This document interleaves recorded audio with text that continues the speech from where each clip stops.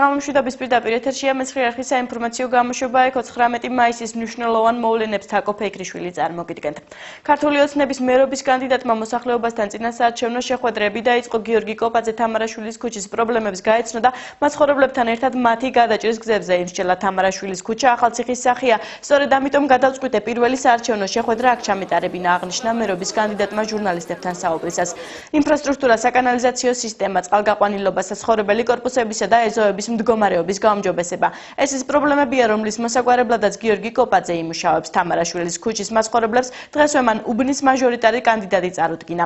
მამუკა მელიქიძე ამბობს, რომ აღნიშნულ ქუჩაზე პრობლემა ბევრია, ამიტომ იგი თითოეულ ოჯახში მისვლას და მათ მოსმენას პირადად აპირებს. კოალიცია ქართული ოცნების ახალციხის მერობის კანდიდატი მოსახლეობასთან შეხვედრებს ქალაქის მასშტაბით გეგმავს. ჩვენ ფასადების შეღებებით არ დავიწყებთ მუშაობას, ჩვენ დავიწყებთ იმ პრობლემების მოგვარებით, რომლებიც ამ უბანში ძალიან ბევრია. ეს არის ინფრასტრუქტურა, კანალიზაციის, საკანალიზაციო სისტემა, წყალგაყვანილობა, თვითონ შენობების მდგომარეობა, სარდაფები, ეზოები, ქუჩის მდგომარეობა და ასე შემდეგ და ასე შემდეგ. პრობლემები ძალიან ბევრია. პირველ რიგში მე ვხვდები მოსახლეობას, ვისწავლი მათთან ერთად პრობლემებს, მერე დავგეგმავ მათთან ერთად რომელი პრობლემა არის პირველ რიგში მოსაწესრიგებელი, იმიტომ რომ პრობლემები არის უამრავი. ამიტომ უამრავია, როგორ დაგიკონტროლოთ, ინფრასტრუქტურა მოსაწესრიგებელია, სკვერები მოსაწესრიგებელია, ეზოები მოსაწესრიგებელია. პირველ რიგში წყალი, კანალიზაცია და გზა. სამწუხაროდ, როდესაც არჩევნები მოახლოვდებოდა, დაგვპირდებოდნენ, რომ კი, არჩევნები დამთავრდება და გავაკეთებთ. მაგრამ რამდენმა არჩევნებმა გაიარეს, ეს პრობლემა არ მოხერხდა. 2014 წლის 15 ივნისის ადგილობრივი თვითმმართველობის არჩევნებზე ბორჯომელ ამორჩეველს არჩევანის გაკეთება 4 კანდიდატს შორის მოუწევს. საარჩევნო სუბიექტები მოქმედმა გამგებელმა უკვე შეაფასა. ვინ იყრის კენჭს ადგილობრივი თვითმმართველობის არჩევნებზე, ბორჯომის მუნიციპალიტეტის პირველი პირის თანამდებობაზე ნახეთ ტელეკომპანია ბორჯომის სიუჟეტში. ბორჯომში გამგებლობის მხოლოდ 4 კანდიდატი დარეგისტრირდა. 15 ივნისის თვითმმართველობის არჩევნებზე ბორჯომში მცხოვრებლებს არჩევანის გაკეთება 4 კანდიდატს შორის მოუწევს. ლეიბორისტურმა პარტიამ არჩევანი ლევან ლომსაძეზე შეაჩერა. ლომსაძე ბოლო წლებში ბორჯომის ნომერ 1 ჩამოსხმელი ქარხნის დირექტორი იყო. მე მინდა ჩემ ბორჯომელებს შევთავაზო ჩემი გულისხმიერება, ზრუნვა მათ კეთილდღეობაზე. და ის ადამიანები, ვინც გულგაცურებული არიან დღევანდელ ხელისუფლებაზე, მინდა რომ მათ მოვეფერო, გული გაუთმო, ვიყო კომუნიკაბელური მათთან ურთიერთობაში და მათ არ ენატრებოდეთ გამგებელთან შესვლა და გამგებელი არ უნდა იმალებოდეს. მმართველმა პარტიამ თვითმმართველობის არჩევნებზე ბორჯომის გამგებლობის კანდიდატად დიმიტრი ყიფიანი დაასახელა. ყიფიანი აქამდე ბორჯომის გამგებლის მოადგილის თანამდებობას იკავებდა. ინფრასტრუქტურული პროექტების დასრულება, ის სოფლები თუ რა უბნები, სადაც წყლის პრობლემა, ამ პრობლემის მოგვარება, ბაგა-ბაღების, სკვერების სრული რეაბილიტაცია და ასე შემდეგ ძალიან ბევრი პროგრამებია და მე იმედი მაქვს და დარწმუნებული ვარ ჩემ უპირობო და დიდი უპირატესობით გამარჯვებაში. რაც შეეხება წინასაარჩევნო კამპანიას, მიზანი ერთია, რომ როგორც 1 ოქტომბერს, ისე ოცნების ყველა მხარდაჭერი მოვიდეს საარჩევნო ურნასთან და გააკეთოს თავისი არჩევანი. პოლიტიკური გაერთიანება საქართველოს პატრიოტთა ალიანსის კანდიდატი, მეწარმეთა კავშირის თავმჯდომარე მურთაზ ხონღაძეა. ბორჯომის მოსახლეობას ძირითადად თავაზობთ სოციალური პრობლემების მოგვარებას, ბორჯომის როგორც საკურორტო დანიშნულების ადგილის განვითარებას, ტოლითა საკითხების გადაწყვეტას, ბაკურიანის როგორც სპორტული ცენტრის შექმნას და განვითარებას, პენსიონერთა საკითხის განხილვას, მასწავლებელთა და ექიმთა პრობლემების მოგვარებას და სხვა ბევრ ისეთ რამეს, რომელიც ძირითადად სოციალურ პრობლემებზე ორიენტირებული. ბორჯომის მოქმედი გამგებელი დიმიტრი ბერიძე წარმოდგენილ კანდიდატებს აფასებს. დიმიტრი ყიფიანის გარდა ის კანდიდატურები, რომლებიც არიან წამოყენებული დღეს ელემენტარულად, არ ვიცი, ვერანაირად ვერ ხედავ მათ ამ ადამიანებში იმ განწყობას, რომ ბორჯომის განვითარებაზე ფიქრობდნენ, ვთვლი რომ არაადეკვატური კანდიდატები არიან ბორჯომის ფონზე და დღეს რაც ხდება. და ვთვლი რომ დიმიტრი აქვს დიდი შანსები, რომ მეორე ტურის ჩატარების გარეშეც მიაღწიოს გამარჯვებას. რაც შეეხება ბურჯანაძე ერთიან ოპოზიციას.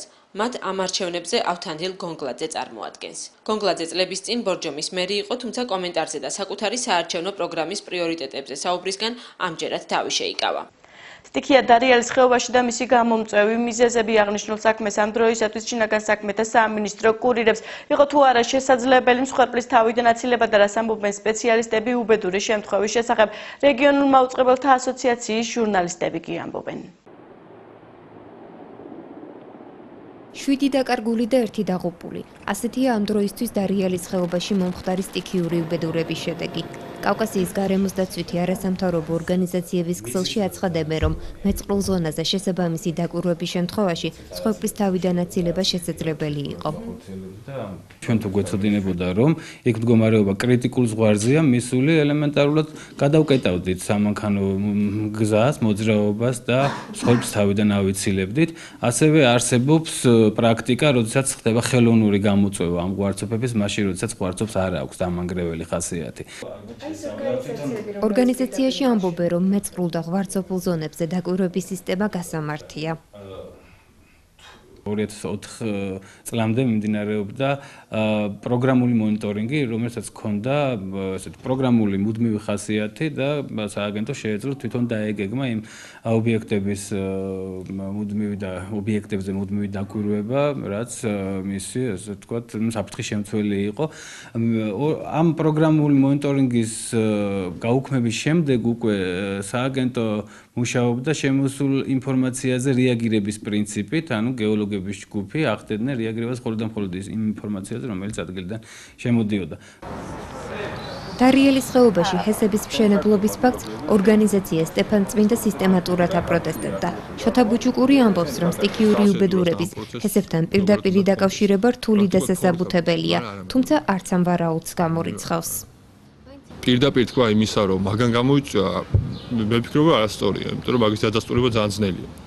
თუ რამდენიმე კილომეტრით არის ის მყინვარი ზემოთ დაშორებული და იქ რა მოხდა, სტატისტიკური სათქმელი არის. თუმცა არც ის არ არის გამოსარიცხი, რომ ამანაც გარკვეული წვლილი შეიტანა იმაში, რომ იქ ხდება აფეთქებები მკვირაბის გაბურგვისთვის და ეს თავისთავად ბუნებაზე გავლენას ახდენს. დარიელის ხეობაში მომხდარი სტიქიური შემთხვევის ჰესებთან კავშირი კატეგორიულად გამორიცხა საქართველოს პრემიერ-მინისტრმა. აღნიშნული ფაქტი არაფრით არ უკავშირდება იქ არსებულ ჰესს. ეს იყო რაღაც გაურკვეველი სპეკულაცია, რომელიც გუშინ წამოიწყო გარკვეულმა ჯგუფმა. ეს დაახლოებით 20 კილომეტრის მოშორებით მოხდა დარიელის ჰესიდან. და სწორედ ჰესის გვირაბმა მოახდინა წყლის ნაკადის გატარება. და ჩვენ ავწვდით კიდევ უფრო დიდ კატასტროფას. სტიქიის გამომწვევ მიზეზებსა და მის მონიტორინგთან დაკავშირებულ საკითხებზე რეგიონულ მაუწყებელთა ასოციაცია ინფორმაციის მიღებას გარემოს დაცვის სამინისტროდან ცდილობდა, თუმცა უშედეგოდ. უწყებაში განგვიმარტეს, რომ თემისადმი მიწყნულ ოფიციალურ ბრიფინგამდე კომენტარს არ გააკეთებდნენ. რეგიონული განვითარებისა და ინფრასტრუქტურის სამინისტროს ინფორმაციით, სტიქია 5047 მეტრის სიმაღლის მწვერვალის, მყინვარწვერის ჩრდილო-აღმოსავლეთ კალთაზე განლაგებული დევდორაკის მყინვარის ინტენსიური მოძრაობის შედეგია. ანალოგიური მოხდა 2002 და 2007 წლებშიც.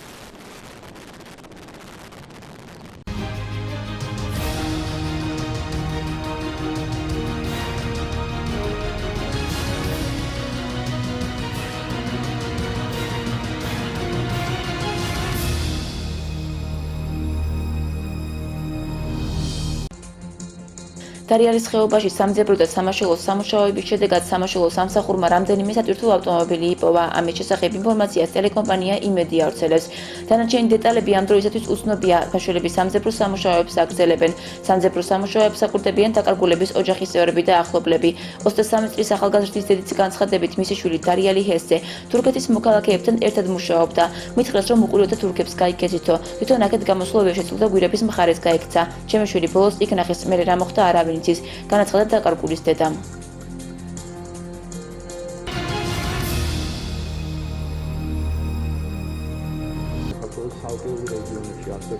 ჩემთვის ცნობილია, რომ იყო ტექნიკური დახმარების შემოთავაზება რუსეთის მხრიდან. ამის შესახებ დავით ზალკალიანმა დარიალის ხეობაში ჩამოწოლილ მეწყერთან დაკავშირებით განაცხადა.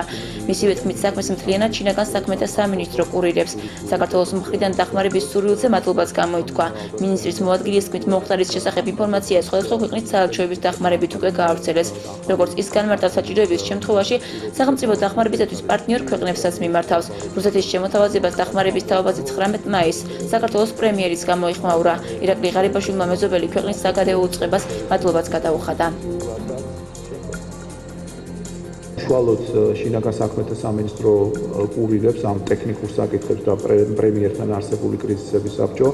თუ კი რაიმე იქნება საჭირო, ბუნებრივია ჩვენ ყველა ქვეყანას, ჩვენ პარტნიორ ქვეყნებს მიმართავთ ტექნიკურ დახმარებასთან დაკავშირებით.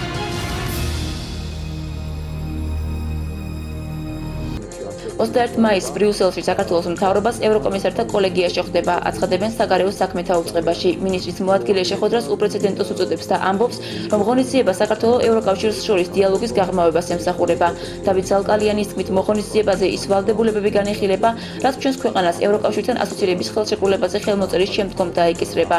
საქართველოს დელეგაციას პრემიერ-მინისტრი უხელმძღვანელებს. ზალკალიანი ამბობს, რომ ირაკლი ღარიბაშვილთან ერთად შეხვედრაში მონაწილეობას ევროკავშირთან თანამშრომლობის აქტუალურ საკითხებზე პასუხისმგებელი მინისტრებიც მიიღებენ.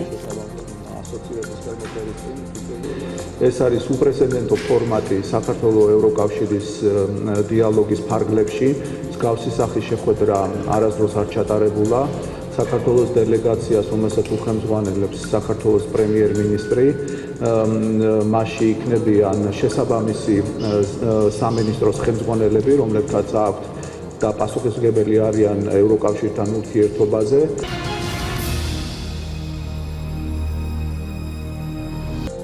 ლევან ვასაძის ქცევის მიხედვით არ არის გამორიცხული, რომ ის პოლიტიკაში მოვიდეს, აცხადებს გიანოდია. პოლიტოლოგი ვარაუდობს, რომ ამ შემთხვევაში ვასაძე ანტიევროპულ მართლმადიდებლურ ფლანგს დაიკავებს, რომელიც დღეს ნინო ბურჯანაძის აქვს შეთავსებული. როგორც გიანოდია მიიჩნევს, ვასაძემ ამ ბურჯანაძის ადგილი უნდა დაიკავოს, ან მას შეუერთდეს, თუმცა ორივე მათგანის ლიდერული მისწრაფებების გამო ფიქრობს, რომ ერთად ყოფნა გაუჭირდებათ. შეგახსენებთ, რომ ბიზნესმენი ლევან ვასაძე 17 მაისს გამართულ აქციაზეც მივიდა, სადაც პარლამენტის მიერ ანტიდისკრიმინაციული კანონის მიღება გააპროტესტა. ვასაძე NDA-ის გამოკითხვებშიც ფიგურირებდა. კვლევის თანახმად მის საქმიანობას გამოკითხულთა 16% დადებითად დაფასებს. თავად ბიზნესმენი ამბობს, რომ პოლიტიკა არ აინტერესებს, თუმცა აღნიშნავს, რომ პოლიტიკოსებთან ერთად მისმა გამოჩენამ საზოგადოებაში მისი პოპულარობის დონე გაზარდა. ნამდვილად მარტო თბილისის მერს არ ირჩევენ, ბევრ სხვადასხვა მერს ირჩევენ, ბევრი სხვადასხვა არჩევნებია საქართველოში და პრაქტიკულად ყველა ამ არჩევნებში დგას საკითხი, იქნება მეორე ტური თუ არ იქნება მეორე ტური. თუნდაც თუ სადმე იქნება მეორე ტური, ეს იქნება გარკვეულად, ოპოზიციის გამარჯვება.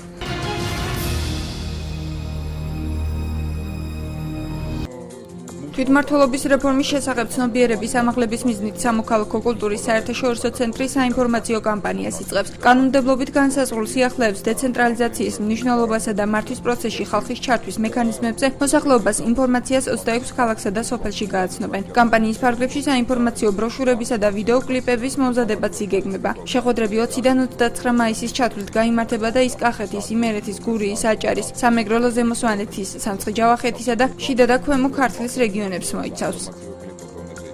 საუბარი იმაზე, რომ მოსახლეობამ გააზრებული აქვს და ყველაფერი იცის ამის შესახებ, ეს არ არის ნამდვილად მართალი და სწორედ ამიტომ ამ პროგრამის ფარგლებში ბუნებრივია პროგრამის შეზღუდულობიდან გამომდინარე, დროითი და ადამიანური რესურსებიდან გამომდინარე, ჩვენ რა თქმა უნდა ვერ მოვიცავდით 3500-ზე მეტ სოფელს, ქალაქს და დაბას.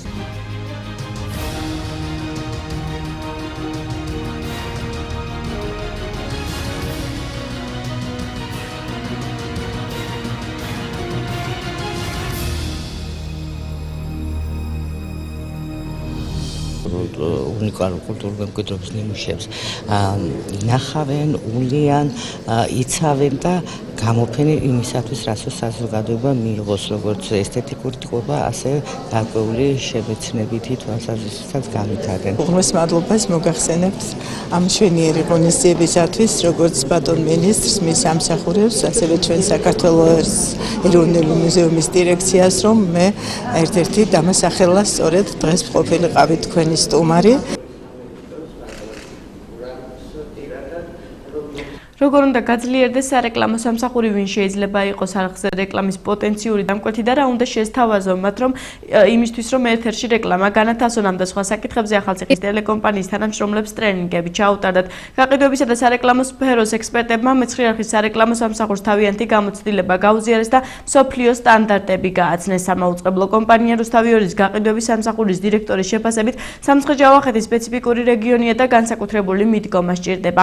კონსტანტინ ბათმანიძის თქმით, მნიშვნელოვანია, რომ მეცხრე არხმა სარეკლამო სამსახურის გაძლიერებაზე მუშაობა დაიწყო. ადგილობრივი ტელეკომპანიის გაყიდვების სამსახურმა ტრენერებისგან დავალებები მიიღეს, რომლის შესრულებისთვისაც მას 1 თვე აქვთ. ამ ხნის განმავლობაში მეცხრე არხის თანამშრომლებმა თავიანთ საქმიანობაში გარკვეული სიახლეები უნდა შეიტანონ და სარეკლამო სამსახურის გაძლიერებას შეეცადონ. აღნიშნული ტრენინგ კურსები 2 ეტაპს მოიცავს. სარეკლამო გაყიდვების ექსპერტები კონსტანტინ ბათმანიძე და გიორგი ბარკალაია ტელეკომპანიას 1 თვეში ისევე წვევიან. ძალიან კარგი საშუალება კონდეს ურთიერთკომუნიკაცია, ჩამოაყალიბოთ ახალი ურთიერთობები, ბუნებრივია რეგიონს თავისი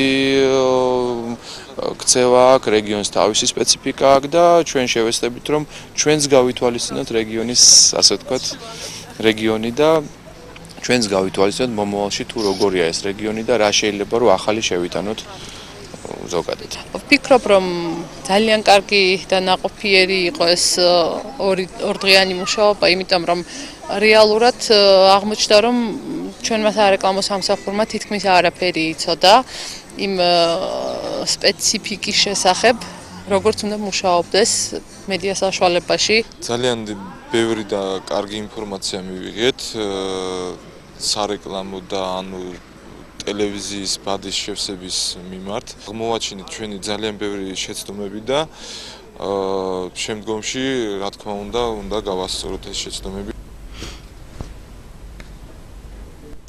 როგორია ჟურნალისტიკა ზურგჩანთით, როგორ მოვამზადოთ სიუჟეტი, რა როლი ენიჭება რეპორტაჟში ამბის თხრობასა და ვიზუალურ მხარეს. ამ და სხვა მნიშვნელოვან საკითხებზე ჟურნალისტებმა ბილ ჯენტლიმ საკუთარი გამოცდილება ადგილობრივი მედიის წარმომადგენლებს გაუზიარა. მან პროფესიის მნიშვნელობაზე ისაუბრა და აღნიშნა, რომ თუ მაყურებელს კადრების საშუალებით ინფორმაცია სწორად მივაწვდით, მაშინ მთავარი მისია შესრულებული იქნება. ბილ ჯენტლის განმარტებით, ყველა ადამიანს შეუძლია ჟურნალისტად იქცეს, მთავარია მას თანამედროვე აპარატურა და საზოგადოებისთვის ინფორმაციის მიწოდების უნარჩვევები გააჩნდეს. ტრენინგი ახალციხის დემოკრატიული ჩართულობის ცენტრში გაიმართა და მას სტუდენტები, ტელევიზიისა და გაზეთის წარმომადგენლები დაესწრნენ. ღონისძიებას ორგანიზება ამერიკის საელჩომ გაუწია და იგი 3 დღის განმავლობაში გაგრძელდება. ამ ხნის მანძილზე ჟურნალისტები ახალ მიმართულებას ჟურნალისტიკა ზურგჩანთით დაეუფლებიან. ბილ ჯენტლი დამოუკიდებელი ჟურნალისტი, დოკუმენტური ფილმების კინორეჟისორი და ვაშინგტონის ამერიკული უნივერსიტეტის ლექტორია. მისი კარიერა 30 წელს 5 კონტინენტსა და მასმედიის თითქმის ყველა ასპექტს მოიცავს. იგი ახალი მიმართულების ჟურნალისტი ზურგჩანთით დამაარსებელია. მას გაშუქებული აქვს ერაყის, ავღანეთის, ნიკარაგუასა და სხვა მრავალი ქვეყნების ომები, შიდა არეულობები და დაპირისპირებები. ბილ ჯენტლი ნომინირებული იყო ემის ჯილდოზეც.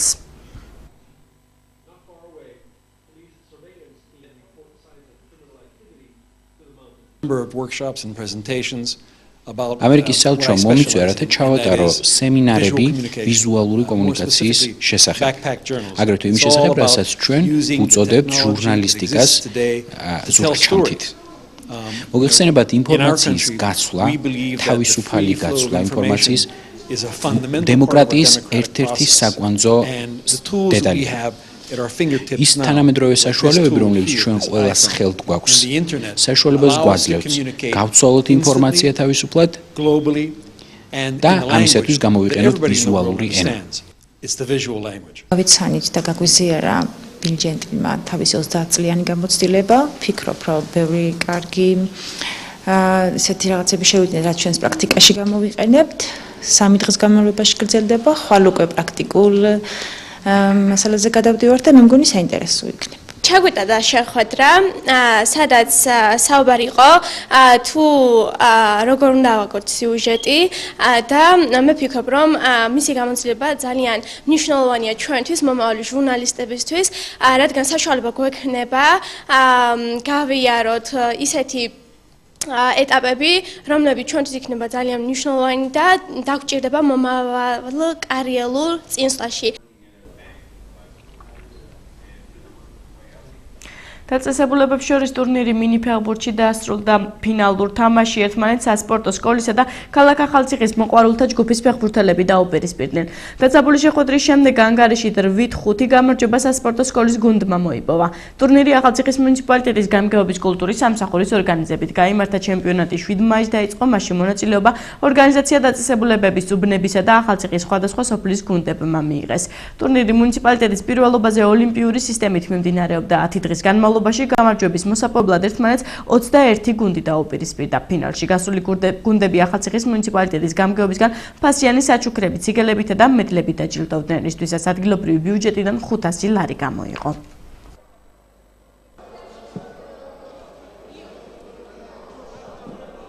ვეთამაშეთ ახალციხე ახალციხელებს. ასე რომ ვთქვა და რავი ძალიან საინტერესო ჩემპიონატი გამოვიდა და აუცი იმედია რომ ასეთი ჩემპიონატები ხშირად ჩატარდება რომ უფრო მეტი ხალისი ექნება ქალაქს და უფრო მეტი ხალხი მაყურებელი მოვა და უფრო საინტერესო იქნება და საკმაოდ ძლიერი კარგი თამაში იყო დიდი წინააღმდეგობა გაუწია ქალაქის გუნდმა სასპორტო სკოლის გუნდს იმიტომ რომ სასპორტო სკოლის გუნდში მაინც გამოცდილი მოთამაშეები თამაშობდნენ და ამიტომ ქალაქის გუნდში ძალიან კარგი ახალგაზრდები იყვნენ. ახლა კი ვნახოთ როგორი ამინდი გვალვდება ხვალისათვის და როგორია ვალუტის გაცვლითი კურსი.